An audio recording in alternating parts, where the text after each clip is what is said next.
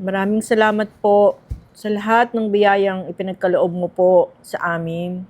Amen. Amen. Ma, hindi po sana ako baon. Punyeta! Anong baon? Mapapasok na po ako sa school eh. Para kang may patago ah! Di ba nabigyan na kita kahapon? Di mo ba natipid? Wala kang tinira? Di ba ma, for one day lang pong baon yung 120? Alam mo, ha? Kita mo, di ba? Kakadasal lang namin. Pero dinidemonyo mo kami. Pasensya na po paano po ba? Wala po akong papamasahe sa school. Kahit pamasahe na lang po. Hingi po. Hoy, pupunta ka ng school. Nanghingi ka pa masahe. Eh di maglakad ka. Alam mo naman, di ba? Ayaw namin sa'yo. Alam mo, tuwing magpapakita ka sa akin, nagkakasala ako. Pero ang totoo, ikaw ang anak sa pagkakasala. Naintindihan mo? Ginagawa ka pa lang, ha? Nasa impyerno na yung mga magulang mo. Yung asawa ko at yung nanay mo. Ma, di ko naman po alam na gagawin ako eh. Di ko naman po alam na kasalanan ako. Eh di sana, nung nalaman mo na gano'n yung mga magulang mo, di sana pakalayo-layo ka sa amin. Hindi ka dot-dot ang dot-dot dito. Eh wala ka namang silbi dito eh. Alam mo, palamunin ka lang, pabigat ka lang talaga dito. Kaya, siguro pag may chance, umalis ka na. Total, bukas naman yung pinto anytime para sa'yo eh. Pwede kang lumayas. Alam mo, matanda ka na eh. Ang tagal ko nang nagsakripisyo. Minsan man, hindi ko naalala sa sarili ko na napatawad ko yung mga magulang mo. Mapagkatapos, pag-graduate naman na po ako, pag nakakuha po ako ng trabaho, babalik ko din po lahat ng mga tinulong niyo po sa akin. Hindi ka na mag-aantay ng graduation. Baka pag inantay ko pa yon, mategi na ako sa'yo. Ha? Sa stress ko sa'yong makikita araw-araw. Total naman, malaki ka na, ha? Nakapag-aral ka na rin lang. Hubarin mo yung uniforme mo at tigilan mo na yung kapapasok. Total, nakaalis na yung katulong natin, ha? Ikaw ang pumalit. Ikaw ang mga tulong dito para may silbi ka naman. Ma, isang taon na lang po to. Pag-graduate na ako, isang sem na lang yung inaantay ko. Kailangan ko pong makatapos ng pag-aaral. Hindi mo ako narinig? Maglalakad na lang po ako. Hindi na po ako hingin pamasahe. Ako na po Hindi mo ako narinig? Hindi! Ma! Sinabi ng hindi, hindi! Ikaw masyado kang mapagdesisyon. Total naman pala, mapagdesisyon ka na para sa sarili mo. Eh bakit hindi ka lang lumayas dito talaga? Alam mo, sawang-sawa na kami sa'yo eh. Mai-stress kami. Tingnan mo si mama, kakapasalo lang ng dahil sa'yo. Ang dami ng puti na buhok niya. Talaga, hindi ka nagtatanda. Sige pa, sawayin mo pa si mama. Ako makakalaban mo. Hubadin mo na yung uniforme mo. Ikaw ang gumawa ng trabahong bahay. Maglinis ka, maglaba, mamlansya. At baka matuwa pa ako sa'yo kung magkakaroon ka ng silbi dito. Naintindihan mo? Sige po, ma. Yung pagluluto mo ha, dapat sarapan mo. Kasi kami yung kakain. Ikaw, kakain ka kung sasabihin lang namin. Opo, ate. Diyos ko po, Panginoon. Nagkakasala po ako. Sorry, Lord. Amen. Tara na ma, malilate na tayo. Kailangan pa natin magsimba.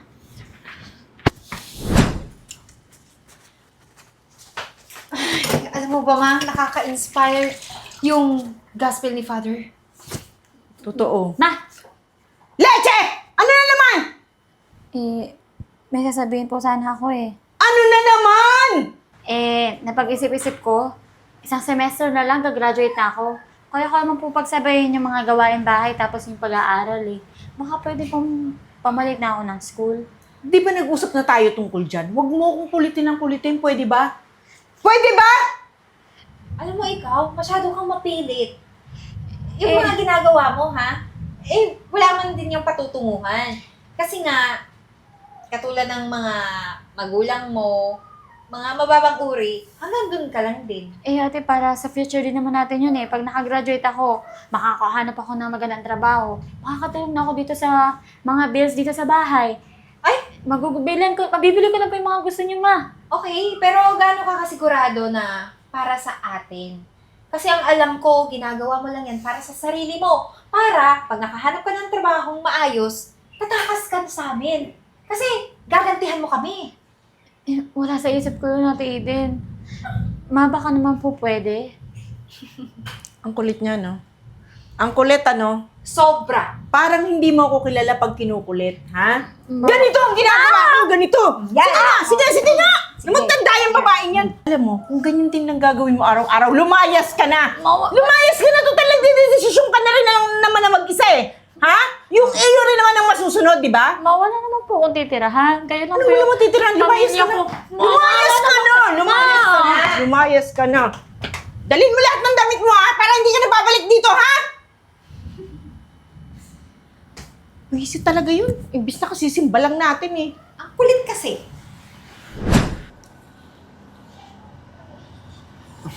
Miss? Miss? Ay, sir, hindi po ako masamang tao ah. Nakikisilong lang po kasi anakas po ng ulan. Ayun nga eh. Kahit nakasilong ka dyan, nababasa ka pa rin ng ulan kasi hindi naman maayos yung bobong dito banda sa gilid. Bakit nandiyan ka ba sa kalsada? Anong ginagawa mo dito? Wala, Alakas pa, umaambon pa oh. wala po kasi akong pera. Wala po akong matutulugan. Pinalayas po kasi ako sa amin ng ate ko tsaka ng mama ko eh. Ganun ba? Tayo ka. Akin tong bag mo. Mabigat po. Bigat ba?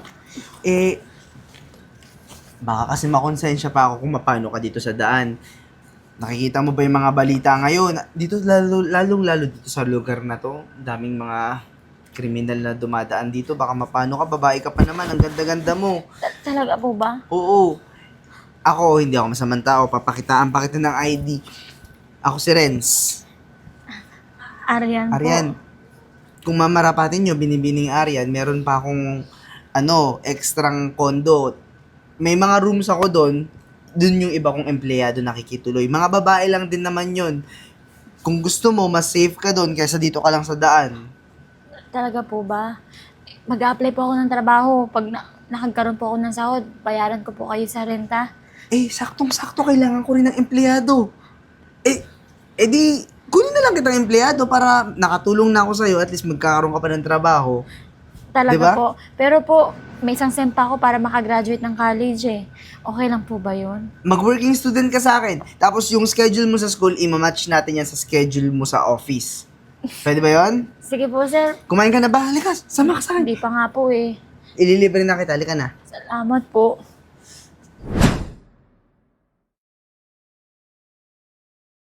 Ma, ano na yan? Wala na tayong bahay. Anak, yun nga rin iniisip ko. 3 araw na lang.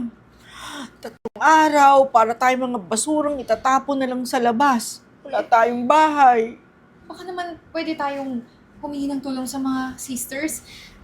Doon kay, kay pastor. Yun na nga, kinakasama ng loob ko eh. Buong buhay natin, nadudun tayo. Yung oras natin, nadudun tayo. Pero nung dating ng kagipitan, puro may mga problema rin sila eh. Pero ma, malaki naman yung naambag natin, di ba, sa simbahan. Bakit hindi na tayo pwedeng tulungan? Naibigay na natin yun, anak. Hindi na natin pwedeng baybayin pa yung mga bagay na yun. Ma, Arian? nabili ko na tong bahay. Kasi alam ko, nabaon kayo sa utang. Kaka-donate nyo sa simbahan.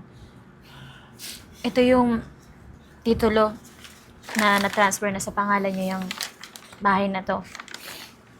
At kung tatanong nyo ba't ko binili, kasi alam ko naman, mahalaga tong bahay na to eh. Yung mga memories nyo ni Papa, ikaw ate, habang lumalaki ka, andito lahat. At ayoko namang maalis yun sa inyo. Kaya ayan, binili ko at ibibigay ko sa inyo. Hindi ka ba nagsisi na binili mo to para sa amin na pamilya mong ayaw sa'yo? Hindi, kasi laki pa rin naman utang na loob ko sa inyo eh. Lalo na kay mama. Kasi kahit galit siya sa akin, habang pinapalaki niya ako, ayaw niya sa akin, kasalanan ako. Pero hindi niyo pa rin naman ako pinabayaan eh. Kaya, yan na yung babalik kong regalo sa inyo. Arian, pasensya ka na sa akin ha. Yung galit ko kasi sa tatay mo at saka sa nanay mo, sa'yo ko na ibuntun. Ang hirap pala nung hindi ka marunong magpatawad sa kapwa. Habang buhay kong dala-dala yun. Mali. Mali talaga. Dapat tao lang tayo na pwedeng magpatawad. Hindi mo sana naramdaman kung ano yung mga ginawa ko sa'yo noon. Kung marunong lang sana ako magpatawad. Dahil wala ka naman talagang kasalanan. Okay lang yun, ma, kasi hindi naman ako nagtanim ng galit. Kahit na gano'n yung trato niyo sa akin. Arian, salamat talaga. Malaki yung utang na loob namin. Siguro kung hindi mo ito ginawa ngayon, magiging kaming palaboy-laboy na lang. Hindi namin alam kung saan kami pupunta. Arian, maraming salamat dito. Hindi ko inaasahan itong mga bagay na to na gagawin mo pa sa amin ng kapatid mo. Pero, kumusta ka na ba? Ang tagal mong hindi nagpakita sa amin. Eto, ma, okay naman ako. Eto pala si Renz, na pangasawa ko. Siya yung tumulong sa akin. Opo. Magandang araw, ako po si Renz. Mama ko tsaka kapatid ko, Renz.